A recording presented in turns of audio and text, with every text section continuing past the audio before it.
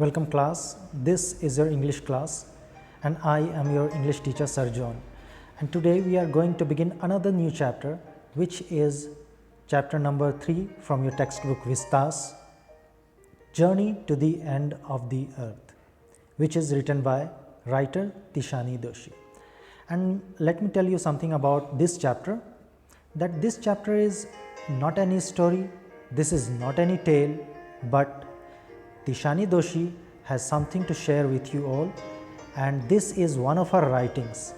So ये कोई कहानी नहीं है, कोई स्टोरी नहीं है, कोई पोएम नहीं है, लेकिन तिशानी दोशी कहीं घूमने गई हुई थी और उन चीज़ों को तिशानी दोशी आप सबों के साथ शेयर करने चाहती हैं। और इस चैप्टर का टाइटल उन्होंने दिया है journey to the end of the earth, and this class is all about introduction of the chapter. So let us understand the title first, and this is very important as a question comes from this title itself. Question आप लोगों का आता है इस title से, और वो question ऐसे आता है, justify the title journey to the end of the earth. अब इस टाइटल को आप समझाइए, जस्टिफाई कीजिए कि ये टाइटल जो ये है वो क्यों इसका नाम journey to the end of the earth लिखा गया है। So let us understand it. जैसे हम पढ़ते हैं journey, journey means all we know, यात्रा करना, कहीं जाना, कहाँ? To the end of the earth, पृथ्वी पर ही यात्रा कर रहे हैं, लेकिन पृथ्वी के अंत में, पृथ्वी के अंतिम छोर में हम यात्रा कर रहे हैं। ये कैसे संभव है? So there are basically two meanings, we must understand it, and that is the answer we are going to write in our exam if it comes in your board exam, and it comes. So let us understand.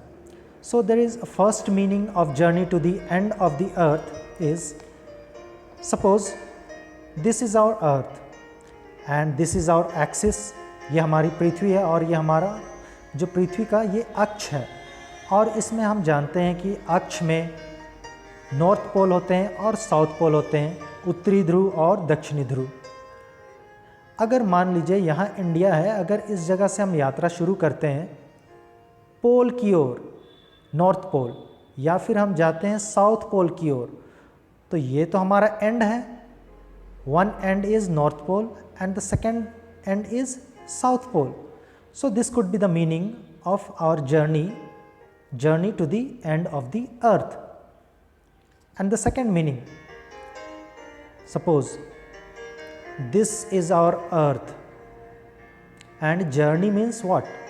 Journey means we go from point A to point B, and this is basically called journey from point A to point B. In the first meaning we saw that we started from point A and we moved to point B. It could be South Pole, it could be North Pole. We started our journey from point A to point B. So this was the first meaning. But the second meaning is a somewhat figurative meaning. This is our earth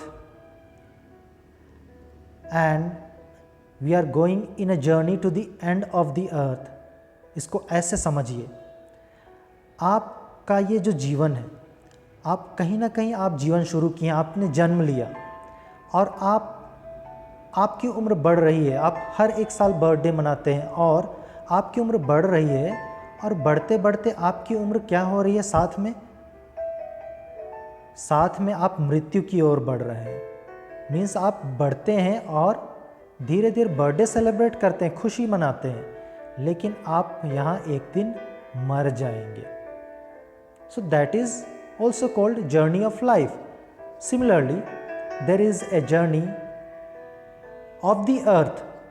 This is our journey, and earth, हमारी पृथ्वी जन्म ली कभी ना कभी millions years before, और ये हमारी पृथ्वी भी मृत्यु की ओर बढ़ रही है और ये पृथ्वी खत्म होने वाली है।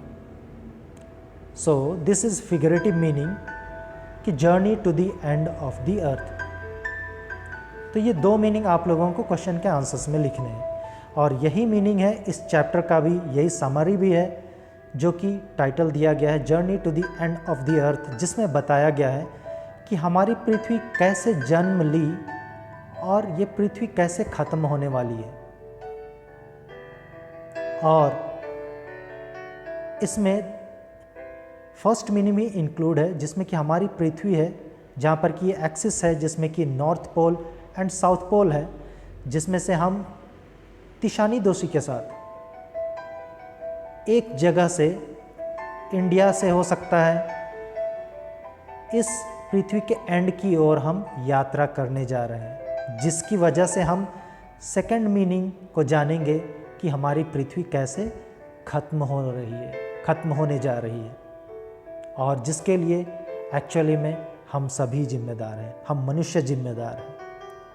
ये सब कैसे हम चैप्टर्स में हम लोग आगे जाएंगे तो पढ़ेंगे, लेकिन चैप्टर शुरू करने से पहले मैं चैप्टर के कुछ क्वेश्चंस को आप लोगों के सामने लाना चाहूँगा, क्योंकि यूजुअली होता क्या है कि चैप्टर्स के एंड में हम क्वेश्चन आंसर्स देखते हैं, but this chapter is so much important that question comes every year from this chapter for CBSE and for JAC as well.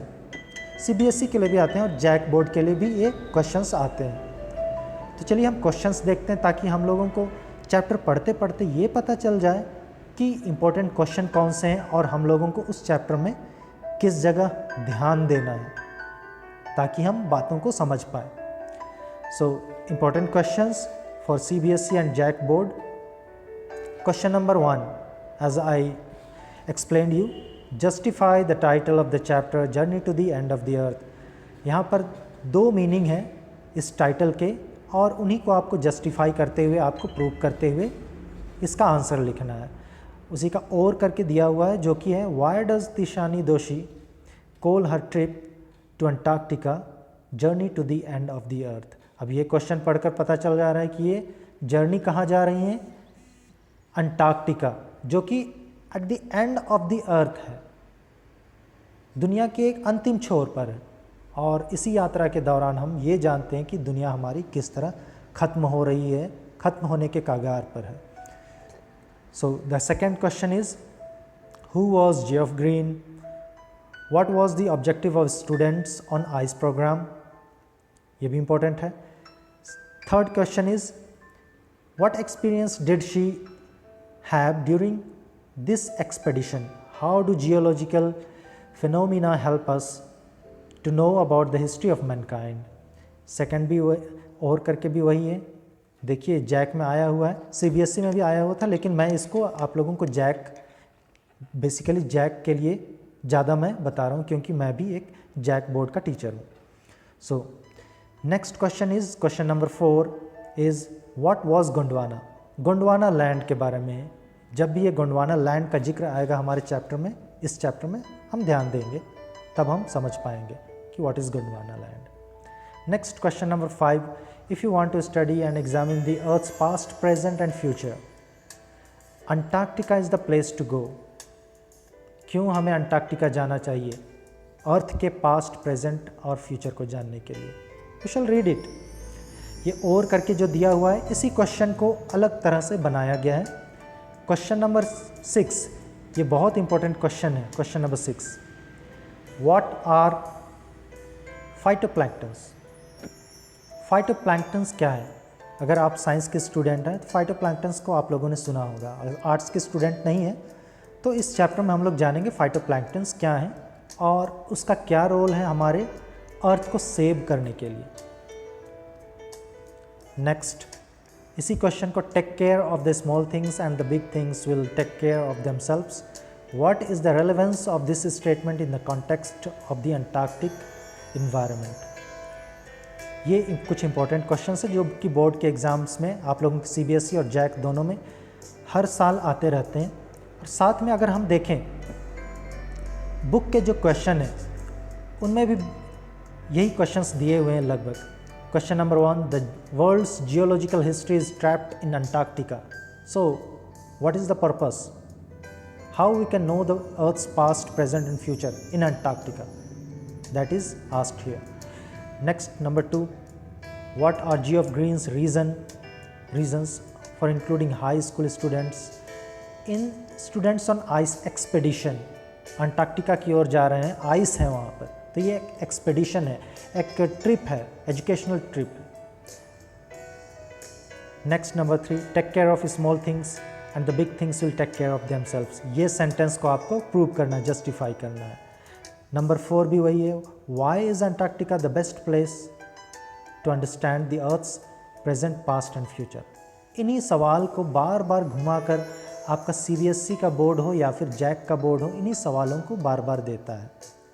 So these are some of the important questions and this was an introduction of the chapter. So from the next class we shall read the chapter and understand about the answers of all these questions which I discussed today. So hit the subscribe button and press the bell icon and like, share and subscribe the channel.